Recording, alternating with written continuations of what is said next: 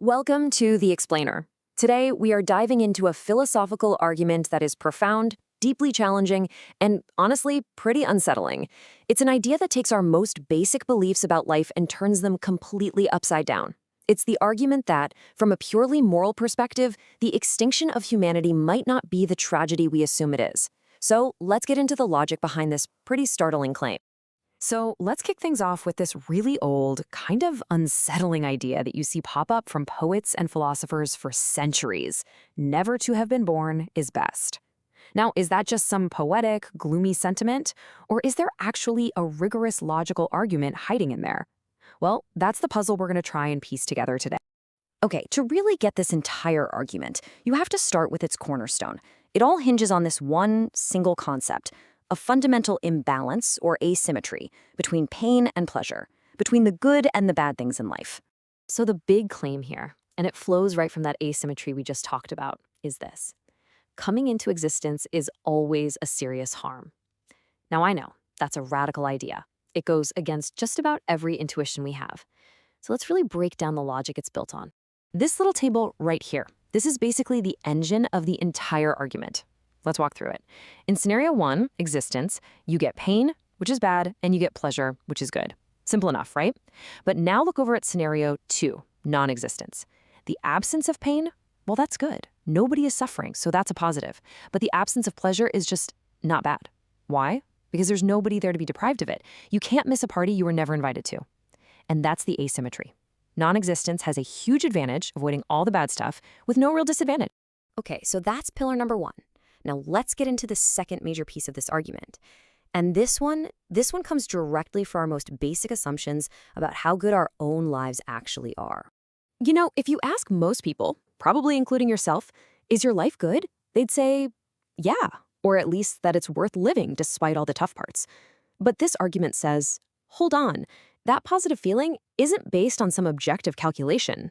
Nope, it's actually the product of some really powerful psychological biases that are basically hardwired into us. Our brains are basically running on this built-in optimism engine, designed to make us see things through rose-tinted glasses. First, you've got the Pollyanna principle. It just means our brains actively prefer to remember the good stuff over the bad. It's probably a coping mechanism. Then there's adaptation. After something bad happens, we just lower our expectations for what happiness is, so our new worst reality starts to feel normal. And finally, social comparison. We often feel better about our own lives just by looking at people who have it worse, which is a neat little trick that lets us ignore the universal suffering we all face. All these things work together to trick us into thinking our lives are way better than they are. And yeah, this quote from the philosopher Schopenhauer really captures that stark contrast. The argument is asking us to try and switch off that internal optimism engine for a second and just take a cold, hard look at reality. A reality, it says, is absolutely saturated with suffering. And look, we're not just talking about lives that are obviously full of tragedy. The claim here is that every single life, even the luckiest, happiest lives you can imagine, is still filled with significant, unavoidable bad things. The scale of this guaranteed suffering is just immense. Just take a look at this number. 56.5 million people died in just 1 year. Each one of those isn't just a statistic. It's often an end that comes with a period of agonizing pain or illness. And every single death leaves behind this ripple effect of grief for friends and family. So from this viewpoint, more births just means, eventually, more deaths. And beyond just death, every life is guaranteed to have disease. We all experience it, from small aches and pains to chronic, debilitating illnesses and eventually terminal conditions. It's just an unavoidable part of being alive. Then there's just the daily grind, right? The constant striving. A life defined by things we want but can't have, anxiety about what's coming next, frustration, just the constant stress of trying to keep our heads above water. The argument would say that satisfaction is the brief exception, while wanting and worrying is the default setting. And maybe the most universal of all is grief.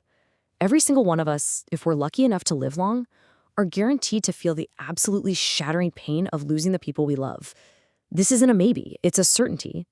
Okay, so let's recap. We've got 2 big ideas on the table. First, coming into existence is a guaranteed harm. And second, our own sunny view of our lives isn't very reliable. So what does that mean for the ethics of actually having children? Okay, now this next part is a really key step in the logic. A being that doesn't exist has no needs. It has no wants, no interests. There isn't some potential person floating in the void somewhere hoping you'll bring them into the world. So, the argument concludes, the decision to create a life can never be for the benefit of the person being created. It can only serve the interests of someone else, the parents, society, you name it. And that leads to this incredibly powerful analogy. It reframes having a child not as giving a gift, but as taking a huge non-consensual risk. It's like a game of Russian roulette, but you're not pointing the gun at your own head, you're pointing it at your future child, and the stakes are a lifetime of guaranteed suffering that they never ever agreed. And this slide really lays out the ethical case perfectly. 1. Harm is guaranteed. We've established that every life has serious bad parts. 2. Consent is impossible. You can't ask a non-existent person if they're okay with this risk. So the conclusion, according to this logic, is that forcing this risk on someone is ethically wrong. And all of this whole chain of reasoning, has been leading to one final and frankly pretty shocking conclusion. If creating any new person is always doing them a serious harm, then what's the ultimate moral thing to do? The argument just follows its own logic all the way to the end. The only 100% guaranteed way to prevent all future human suffering is to stop creating future humans.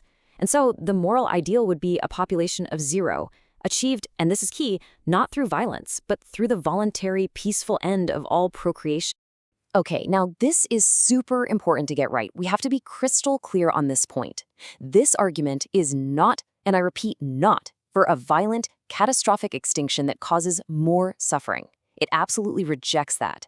Instead, it argues for what's called a non-generative extinction, a peaceful, gradual phasing out of humanity where we just stop creating new people. And in doing so, we prevent all future suffering. So from that point of view, every new generation we create is just another group of people being thrown into the system of guaranteed harm. So an earlier end to this whole cycle is actually morally better because it spares all of those potential future generations from having to go through it. Okay.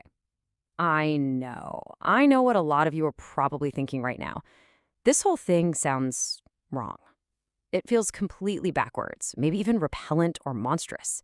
The argument actually anticipates that reaction and has an explanation for it. The argument suggests that our gut reaction against it isn't based on logic, but on our programming.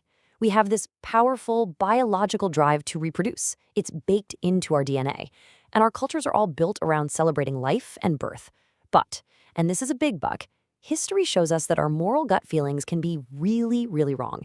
Things that felt intuitively right to people for centuries, like slavery, we now see as morally horrific. Sometimes what feels right is just a deep-seated bias. And that's really the provocative question this whole thing leaves us with, isn't it? It forces us to step outside of all our biological and cultural programming and ask a really tough question. Is the impulse to create more life always the most compassionate choice? It's a question that really challenges the very foundation of what we've always considered to be good.